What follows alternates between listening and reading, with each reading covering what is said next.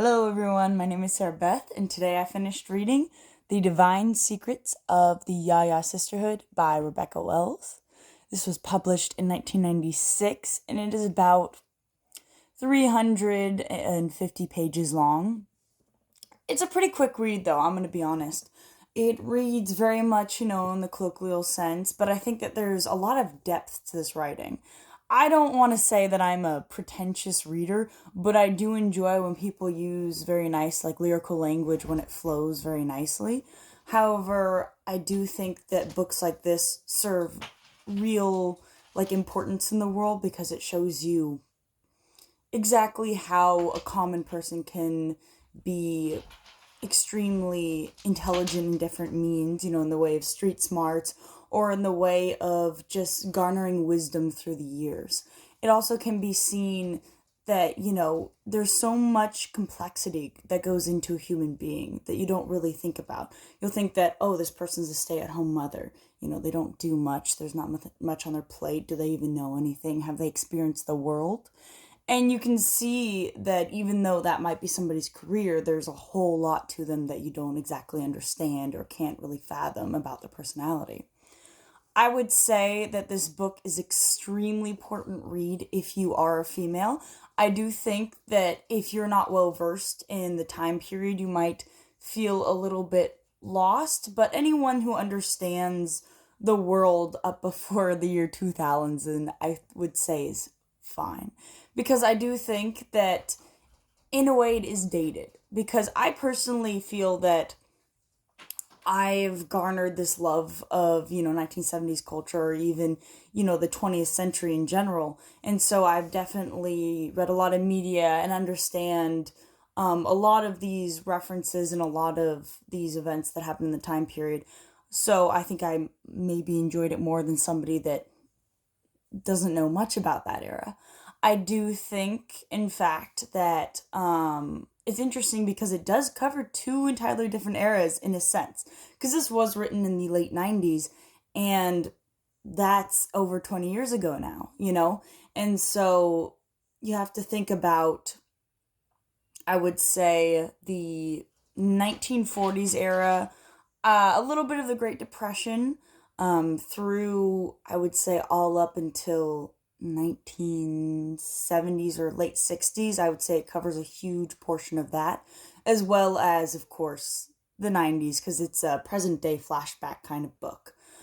I think that the love, because this is actually motherly daughterly love, and even it explores romantic love just a bit and how that relates to one's love growing up. How does your mother affect you? How does that kind of nurturing or lack of nurturing have an effect on you when you're older? And it also tells about the mother side. How much should a mother take? How much should she give? How much of her life is devoted to her children, even after they're grown up? You could make the argument after they're grown ups, they're on their own, or, a mother is a mother for all of her life. You will always be your mother's child. So you have a lot of these motifs going on, and I do love the fact that you do see from the eldest daughter side and the mother side, because this is actually the igniting action is the oldest daughter of a woman has written not written, but she's been interviewed for an article where she spoke of her mother, and apparently the article decided to make a dark turn and wrote, I would say, malicious things about said mother based off of the things that the daughter said. And so two people that that were relatively close, I would say, become, estranged by this incident. And so it's all about how that affected the daughter and how that was the spark to make her learn who exactly is her mother.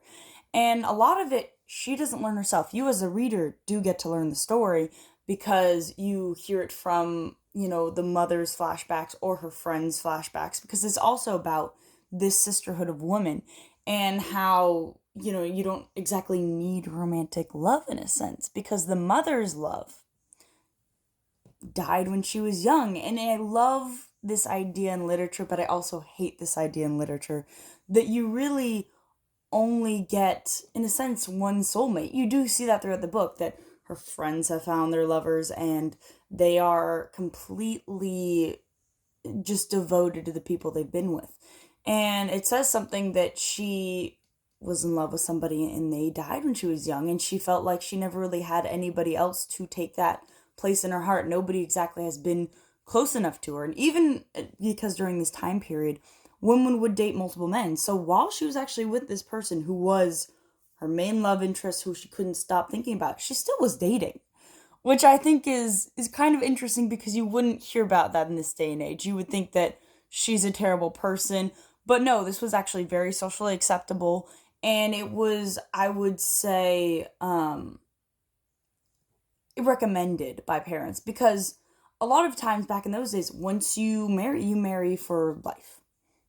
So you better, I guess, shop around in those means, because divorce, I don't think, was very big, especially because this takes place in the South. I think that that was definitely highly looked down upon, because she's still together by the within this book. She's still together with her husband, and she kind of admits, and her daughter admits, that that's not a good marriage. There really isn't any love, and the husband was never around while the children were growing up, and he didn't help.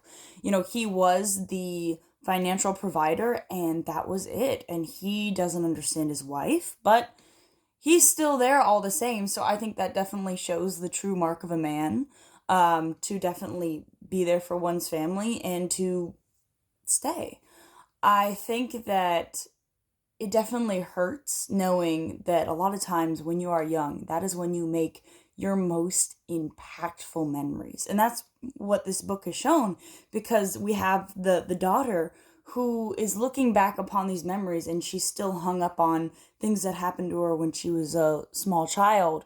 And those are basically the main events that take up, the makings of her personality and how her looks upon life. And the same thing could be said for her mother.